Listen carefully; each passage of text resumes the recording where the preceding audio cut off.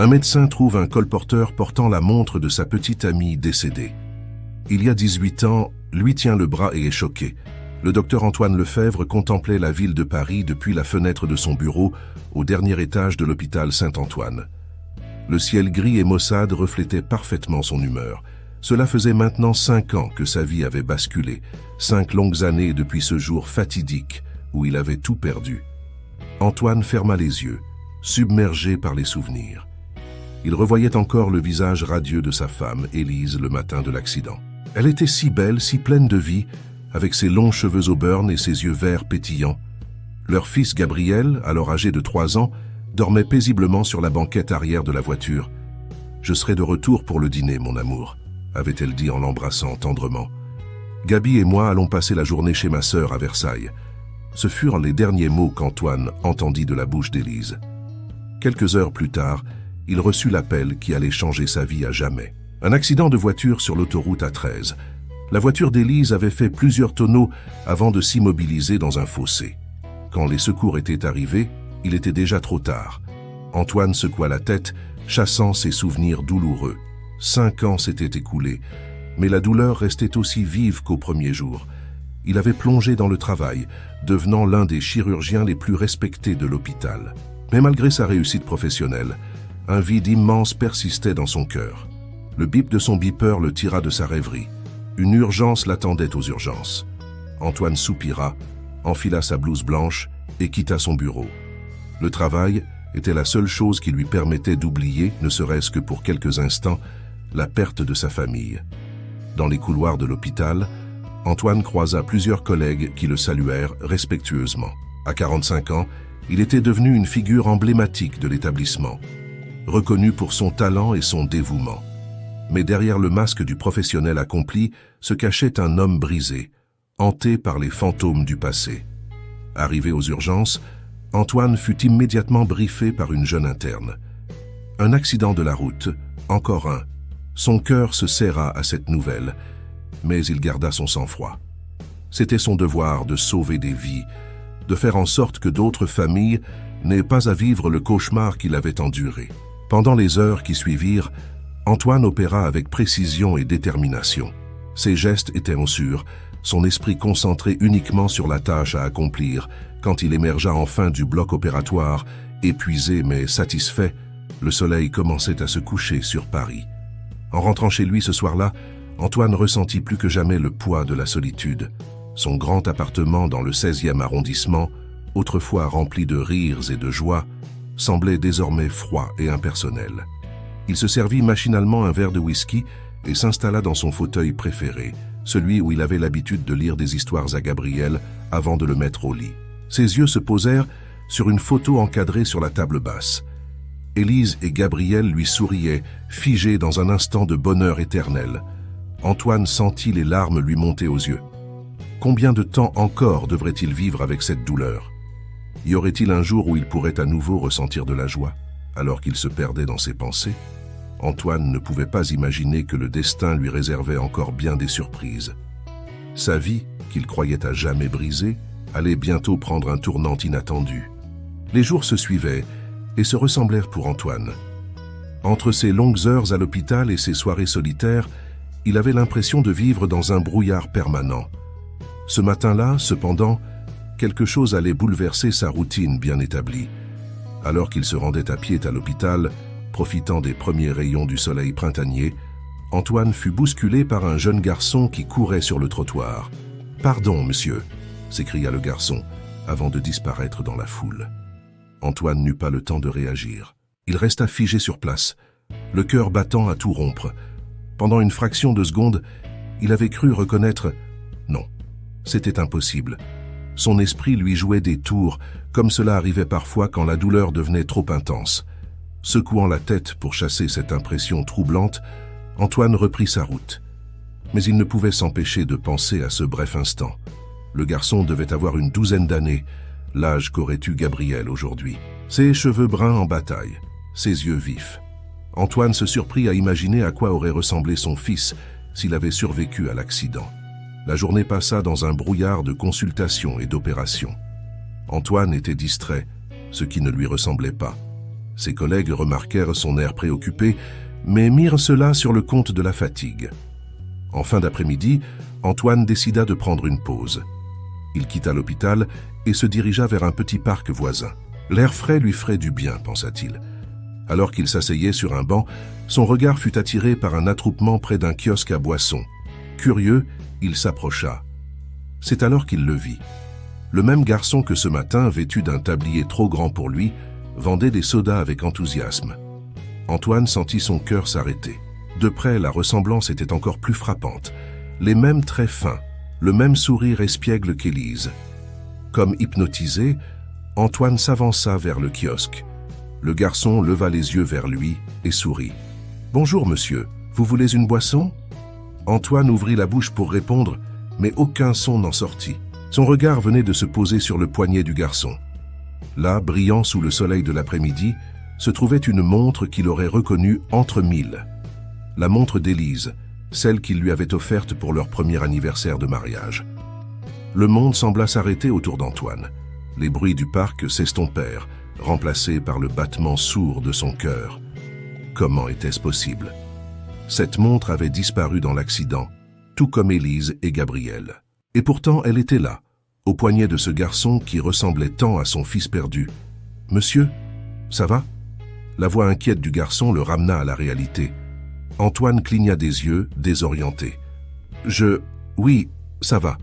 Je prendrai une limonade, s'il te plaît. » Ses mains tremblaient légèrement lorsqu'il tendit l'argent au garçon. Leurs doigts se frôlèrent et Antoine ressentit comme une décharge électrique. Il y avait quelque chose chez ce garçon, quelque chose qui réveillait en lui des émotions qu'il croyait enfouies à jamais. « Comment t'appelles-tu » demanda Antoine, s'efforçant de garder une voix calme. « Lucas, monsieur » répondit le garçon avec un sourire timide. « Lucas, pas Gabriel. » Antoine sentit un mélange de déception et de soulagement l'envahir. Bien sûr, ce n'était pas son fils. C'était impossible. Et pourtant, c'est une belle montre que tu as là, dit Antoine, incapable de détacher son regard du bijou. Lucas baissa les yeux vers son poignet. « Oh ça, c'est ma mère adoptive qui me l'a donné. Elle dit que c'est un porte-bonheur. » Mère adoptive. Ces mots résonnèrent dans l'esprit d'Antoine. Une multitude de questions se bousculaient dans sa tête, mais il savait qu'il ne pouvait pas les poser. Pas maintenant, pas comme ça. Elle avait raison, dit-il doucement. C'est un beau porte-bonheur. Antoine but sa limonade en silence, observant Lucas servir d'autres clients.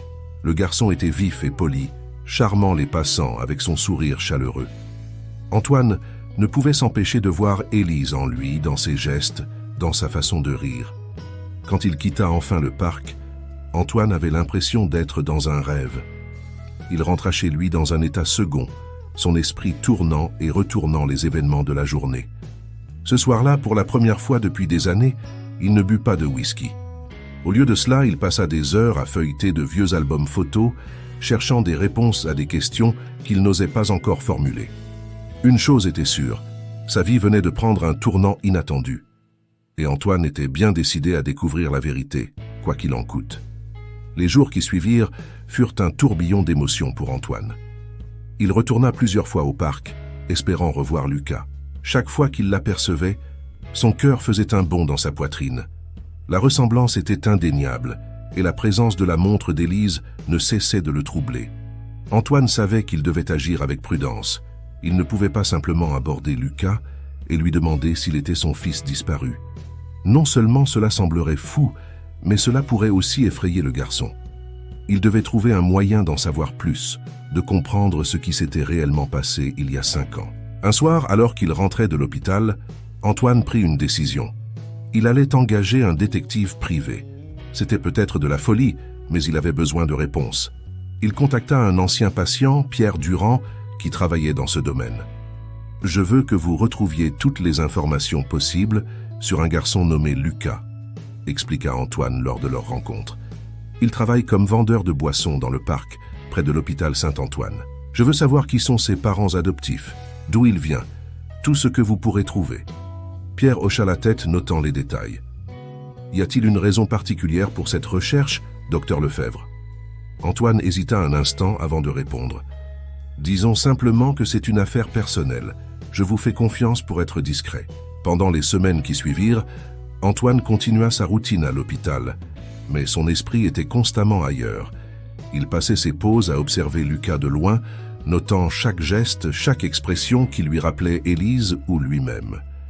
Un mois après avoir engagé Pierre, Antoine reçut enfin un appel. « J'ai des informations, docteur Lefebvre », dit le détective d'une voix grave, « mais je pense qu'il vaut mieux que nous en parlions en personne. » Ils se rencontrèrent dans un café discret du quartier latin. Pierre sortit un dossier de sa sacoche et le posa sur la table. « Ce que j'ai découvert est surprenant », commença-t-il. « Lucas a bien été adopté, il y a environ 4 ans, par une certaine Marguerite Rousseau, une veuve de 65 ans à l'époque. Mais ce qui est intéressant, c'est ce qui s'est passé avant. » Antoine sentit son cœur s'accélérer. « Continuez, » murmura-t-il. « J'ai remonté la piste jusqu'à un orphelinat en banlieue parisienne. Lucas y a été placé peu après sa naissance. Mais voici le plus étrange. Les documents d'admission mentionnent une femme correspondant à la description de votre épouse, docteur Lefebvre. » Antoine eut l'impression que le sol se dérobait sous ses pieds. « Élise ? Mais c'est impossible. Elle est morte dans l'accident avec Gabriel. » Pierre secoua la tête. « Il n'y a jamais eu d'accident, docteur Lefebvre. J'ai vérifié les rapports de police de l'époque. Aucun accident correspondant à votre description n'a été enregistré ce jour-là sur l'A13. » Le monde d'Antoine s'effondra. Tout ce qu'il croyait savoir, tout ce qui avait défini sa vie ces 5 dernières années, n'était qu'un mensonge. Élise n'était pas morte. Elle était partie, abandonnant leur fils à un orphelinat. « Pourquoi » murmura Antoine, plus pour lui-même que pour Pierre. « Pourquoi aurait-elle fait ça ?» Le détective hésita avant de continuer. « Il y a autre chose. J'ai trouvé des traces d'Élise après son départ. Elle vivait avec un homme, un certain François Moreau. Il semble qu'ils aient quitté la France peu après avoir laissé Lucas à l'orphelinat. » Antoine sentit une vague de nausée l'envahir. Élise l'avait non seulement quitté, mais elle l'avait fait pour un autre homme. Et pire encore, elle avait abandonné leur fils, leur petit Gabriel. « Où sont-ils maintenant ?» demanda Antoine d'une voix étranglée. Pierre secoua la tête. « Je n'ai pas pu les localiser. Ils semblent avoir quitté l'Europe il y a quelques années. Leur trace se perd quelque part en Amérique du Sud. » Antoine resta silencieux pendant un long moment, assimilant toutes ces informations. Son esprit tournoyait, essayant de donner un sens à cette nouvelle réalité. Élise, vivante, Gabriel, devenu Lucas, une vie entière construite sur un mensonge. « Et la montre ?» demanda-t-il finalement. « Comment Lucas a-t-il obtenu la montre d'Élise ?» Pierre fouilla dans son dossier. Apparemment, elle faisait partie des effets personnels laissés avec Lucas à l'orphelinat. Madame Rousseau la lui a donnée quand elle l'a adopté.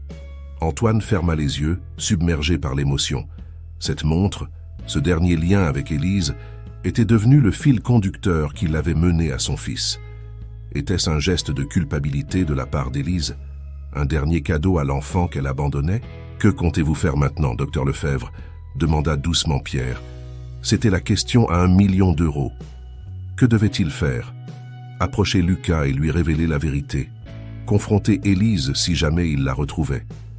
La colère, la tristesse et la confusion se battaient en lui.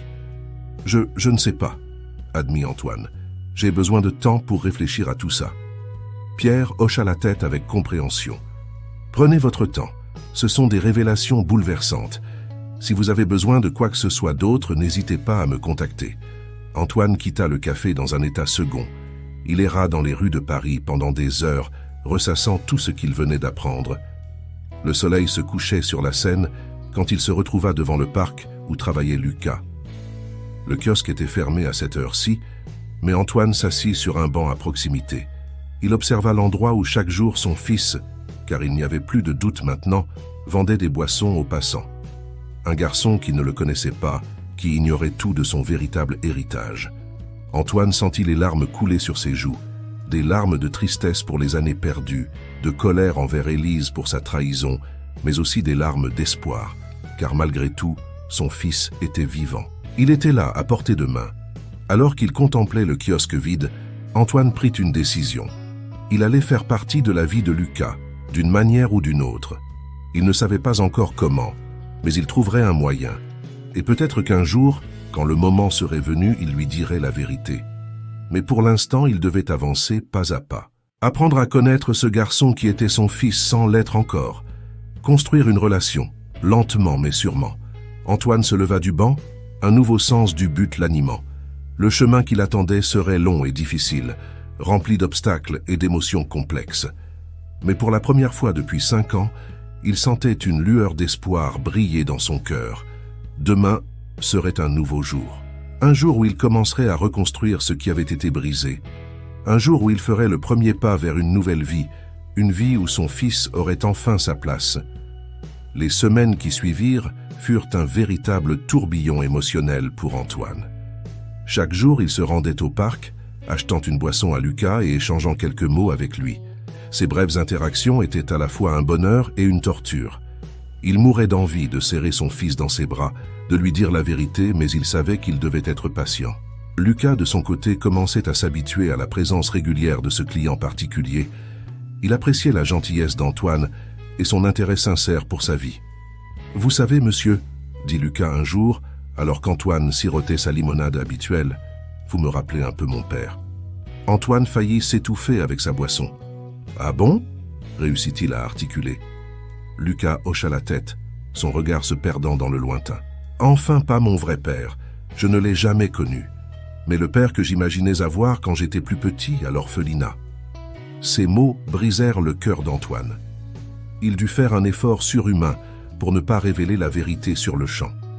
À la place, il demanda doucement « Tu as grandi dans un orphelinat ?»« Ouais, jusqu'à mes 8 ans, » répondit Lucas. « C'est là que mamie Margot m'a trouvé. » Antoine connaissait déjà ces détails grâce à l'enquête de Pierre, mais les entendre de la bouche de Lucas rendait tout cela beaucoup plus réel et douloureux. Et comment c'est de vivre avec mamie Margot ? Demanda Antoine, avide d'en savoir plus sur la vie de son fils. Le visage de Lucas s'illumina. C'est génial. Mamie Margot est la meilleure. Elle m'a donné un foyer, une famille. Même si on n'a pas beaucoup d'argent, elle fait tout pour que je ne manque de rien. Antoine sentit une vague de gratitude envers cette femme qu'il n'avait jamais rencontrée. Elle avait pris soin de son fils quand lui ne le pouvait pas. C'est pour ça que je travaille ici, continua Lucas, pour aider mamie Margot. Elle dit que je ne devrais pas, que je devrais me concentrer sur mes études, mais je veux faire ma part. La fierté gonfla le cœur d'Antoine. Son fils était travailleur et dévoué, malgré les difficultés qu'il avait dû traverser. Au fil des jours, Antoine en apprit davantage sur la vie de Lucas, ses goûts, ses rêves, ses craintes. Il découvrit que le garçon aimait le football et rêvait de devenir médecin, comme le gentil monsieur qui vient tous les jours au kiosque, avait-il dit un jour, faisant rougir Antoine de plaisir. Parallèlement à ses rencontres au parc, Antoine réfléchissait à la façon dont il pourrait s'impliquer davantage dans la vie de Lucas sans éveiller les soupçons.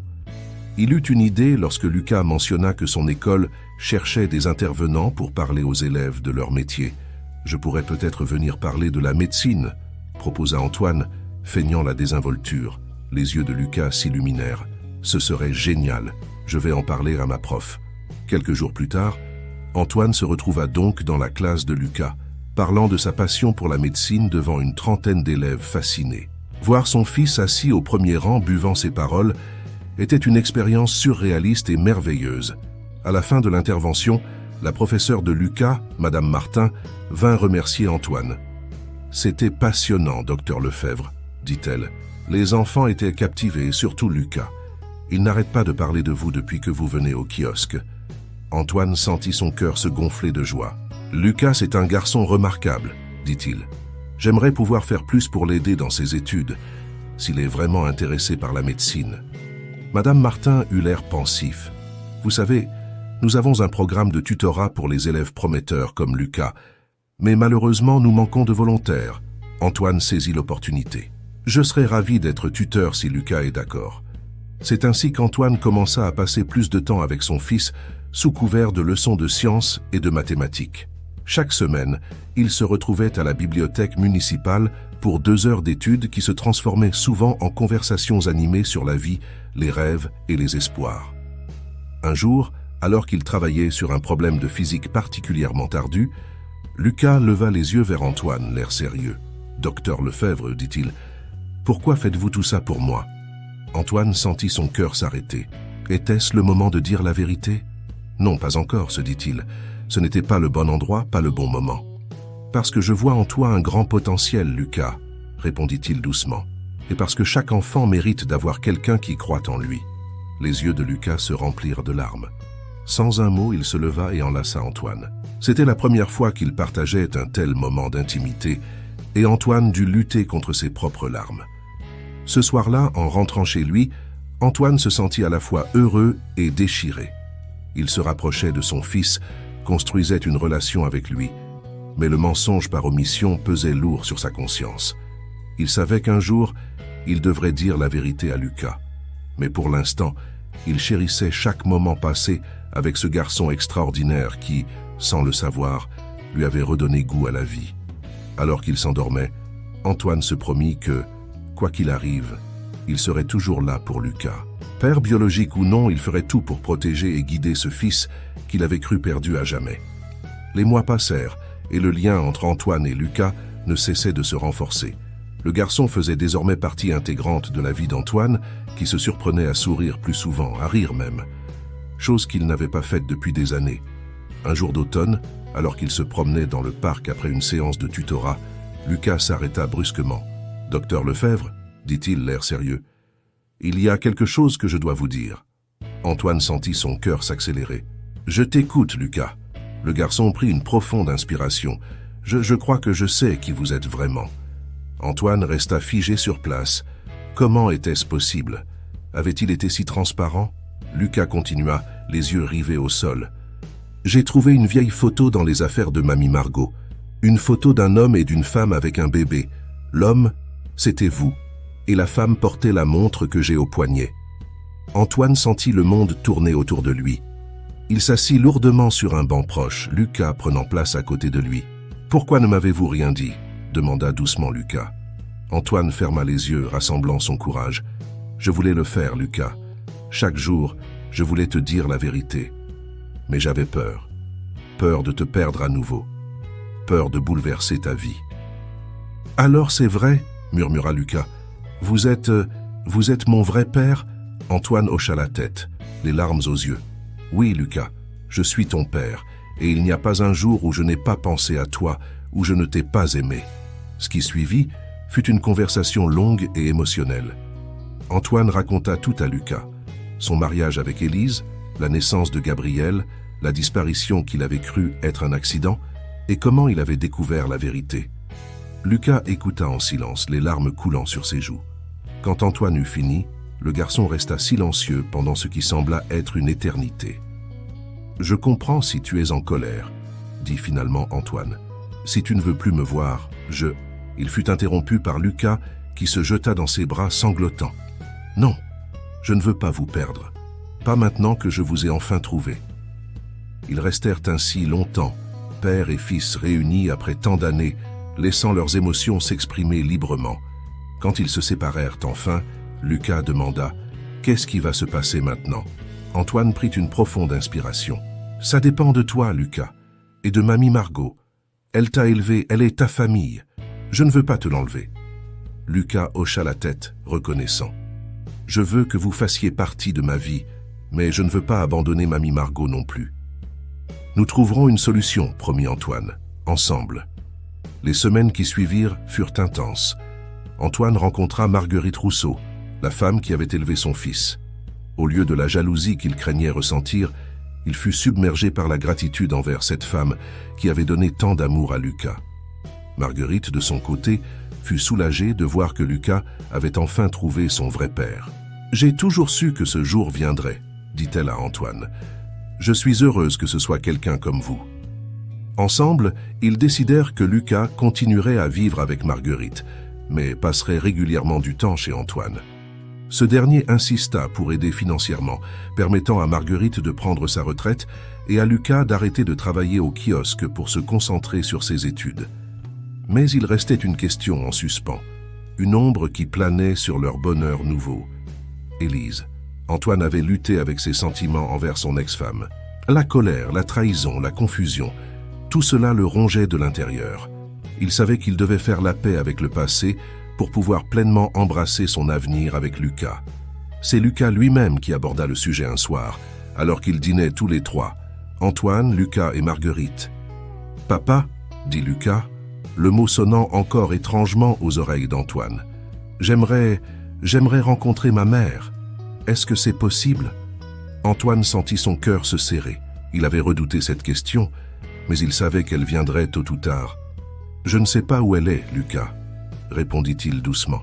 « Mais si c'est ce que tu veux, nous pouvons essayer de la retrouver. » Marguerite posa une main réconfortante sur l'épaule de Lucas. « Quoi que tu décides, mon chéri, nous serons là pour toi. » Antoine hocha la tête, reconnaissant envers Marguerite pour son soutien constant. Les jours suivants, Antoine reprit contact avec Pierre Durand, le détective privé. Cette fois, la mission était claire. Retrouver Élise. L'attente fut longue et éprouvante. Lucas oscillait entre excitation et appréhension à l'idée de rencontrer sa mère biologique. Antoine, quant à lui, luttait contre ses propres émotions contradictoires. Finalement, après des semaines de recherche, Pierre apporta des nouvelles. Élise avait été localisée. Elle vivait seule dans un petit village du sud de la France, son compagnon l'ayant quittée quelques années plus tôt. Antoine hésita longtemps avant de décider quoi faire de cette information. Devait-il contacter Élise lui-même? Devait-il emmener Lucas la voir sans prévenir? Après de longues discussions avec Marguerite et Lucas, il opta pour une approche directe. Il écrivit une lettre à Élise, expliquant qu'il avait retrouvé leur fils et que Lucas souhaitait la rencontrer. Il y joignit une photo récente de Lucas et son numéro de téléphone. Les jours qui suivirent l'envoi de la lettre furent tendus. Antoine sursautait à chaque sonnerie de téléphone, se demandant si ce serait Élise. Et puis, un soir, alors qu'il rentrait de l'hôpital, son téléphone sonna. Un numéro inconnu s'afficha à l'écran. « Allô ?» répondit Antoine, le cœur battant. Il y eut un long silence à l'autre bout de la ligne, puis une voix qu'il n'avait pas entendue depuis des années murmura. « Antoine, c'est Élise. » Antoine dut s'asseoir, les jambes tremblantes. « Élise, » dit-il simplement. « J'ai reçu ta lettre, » continua-t-elle, sa voix chargée d'émotion. « Je ne sais pas quoi dire. Comment va-t-il? Comment va notre fils ?» Antoine ferma les yeux, submergé par l'émotion. « Il va bien, Élise. C'est un garçon extraordinaire. Il veut te rencontrer. » Il y eut un sanglot étouffé à l'autre bout du fil. « Je veux le voir aussi. Je sais que je n'en ai pas le droit, après ce que j'ai fait, mais... » « Nous avons tous fait des erreurs, Élise, » interrompit doucement Antoine.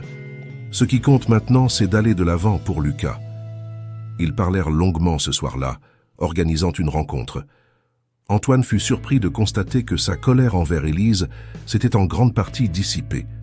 À sa place, il ressentait une forme de compassion mêlée de tristesse pour les années perdues. Quelques semaines plus tard, Antoine et Lucas se rendirent dans le petit village où vivait Élise. La rencontre fut émotionnelle, remplie de larmes et d'excuses. Lucas, d'abord réservé, finit par se détendre en présence de sa mère biologique. Élise expliqua ses actions passées, parlant de sa dépression post-partum, de sa relation toxique avec François, de sa honte et de sa peur qui l'avaient empêché de revenir. Ce n'étaient pas des excuses, mais des explications qui aidèrent Lucas et Antoine à comprendre. Au fil des heures, une forme de paix s'installa entre eux. Ce n'était pas le pardon complet, pas encore, mais c'était un début. Ils savaient tous que reconstruire leur relation prendrait du temps, mais ils étaient prêts à essayer pour Lucas. En repartant ce soir-là, Antoine se sentit plus léger qu'il ne l'avait été depuis des années. Lucas endormi sur le siège passager et sourit. Leur famille. Conventionnelle, avec Antoine, Marguerite et maintenant Élise. Mais c'était leur famille. L'avenir s'annonçait plein de défis, mais aussi d'espoir. Antoine savait qu'avec l'amour et le soutien de tous ceux qui entourèrent Lucas, il pourrait n'importe quel obstacle. Les mois qui suivirent la rencontre avec Élise furent une période d'ajustement pour tous. Lucas partageait désormais son temps entre la maison de Marguerite, l'appartement d'Antoine et des visites occasionnelles à Élise. Cette situation peu conventionnelle demandait beaucoup de communication et de compromis. Mais tous étaient déterminés à faire fonctionner les choses pour le bien de Lucas. Antoine, qui avait longtemps vécu dans la solitude et le chagrin, découvrait les joies et les défis de la paternité. Il apprenait à équilibrer son travail exigeant à l'hôpital avec son rôle de père, cherchant toujours à être présent pour Lucas tout en lui donnant l'espace nécessaire pour grandir. Un soir, Alors qu'ils travaillaient ensemble sur un projet de science pour l'école de Lucas, Antoine fut frappé par une réalisation. « Tu sais, dit-il à Lucas, je pense qu'il est temps que je fasse quelques changements dans ma vie. » Lucas leva les yeux de son microscope, intrigué. « Quel genre de changement, papa ?» Antoine sourit, encore ému chaque fois que Lucas l'appelait « papa ». « Je pense qu'il est temps que je recommence à vivre pleinement. Pas seulement pour toi, mais aussi pour moi. » Dans les semaines qui suivirent, Antoine mit ses paroles en action. Il commença par redécorer son appartement, transformant la pièce qui servait de bureau en une chambre pour Lucas. Ensemble, ils choisirent les couleurs, les meubles, créant un espace où Lucas se sentirait vraiment chez lui. Antoine reprit aussi contact avec de vieux amis qu'il avait négligés ces dernières années. Il se mit à sortir plus souvent, à profiter de la vie parisienne qu'il avait ignorée pendant si longtemps. C'est lors d'une de ces sorties qu'il rencontra Sophie, une pédiatre travaillant dans un hôpital voisin. Leur connexion fut immédiate, et Antoine se surprit à ressentir quelque chose qu'il croyait avoir perdu à jamais. L'étincelle d'un nouvel amour. Au début, Antoine hésita à parler de Sophie à Lucas, craignant que cela ne perturbe l'équilibre fragile qu'ils avaient établi, mais son fils, avec une maturité qui le surprenait toujours, l'encouragea. « Tu mérites d'être heureux, papa, » dit Lucas un soir, après qu'Antoine lui eut parlé de Sophie. « Et puis, j'aimerais bien la rencontrer. » La rencontre entre Sophie et Lucas se passa merveilleusement bien. Sophie, habituée à travailler avec des enfants, sut immédiatement mettre Lucas à l'aise. Ils passèrent la soirée à discuter de science, de médecine et des derniers films Marvel, laissant Antoine observer avec bonheur les deux personnes les plus importantes de sa vie s'entendre si bien. Parallèlement, les relations avec Élise continuaient à s'améliorer lentement. Bien qu'il y ait encore des moments de tension et de maladresse, ils apprenaient à communiquer de manière plus ouverte et honnête.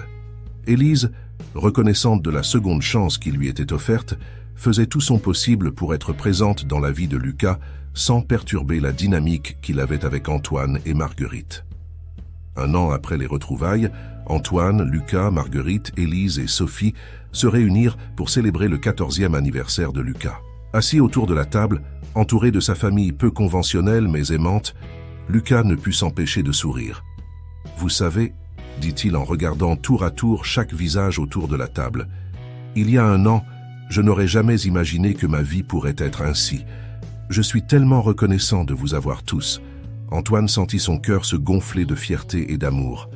Il prit la main de Sophie sous la table et échangea un regard complice avec Marguerite et Élise. « Nous sommes tous reconnaissants de t'avoir, Lucas, » dit-il doucement. « Tu nous as tous réunis d'une certaine façon. » Alors que la soirée se poursuivait, remplie de rires et de conversations animées, Antoine ne put s'empêcher de réfléchir au chemin parcouru. De la douleur et de la solitude, il avait émergé pour trouver une nouvelle famille, un nouvel amour, une nouvelle vie. Il savait que l'avenir apporterait sans doute encore des défis. Lucas entrerait bientôt dans l'adolescence, avec tous les hauts et les bas que cela impliquait.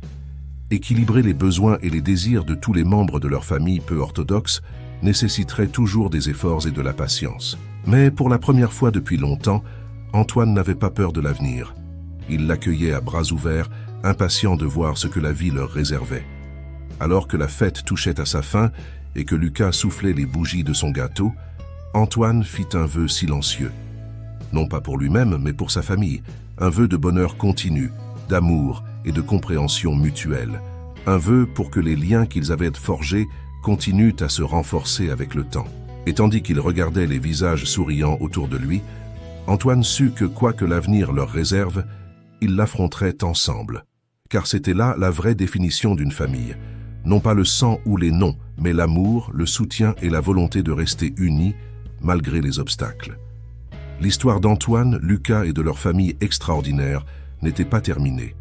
En réalité, elle ne faisait que commencer.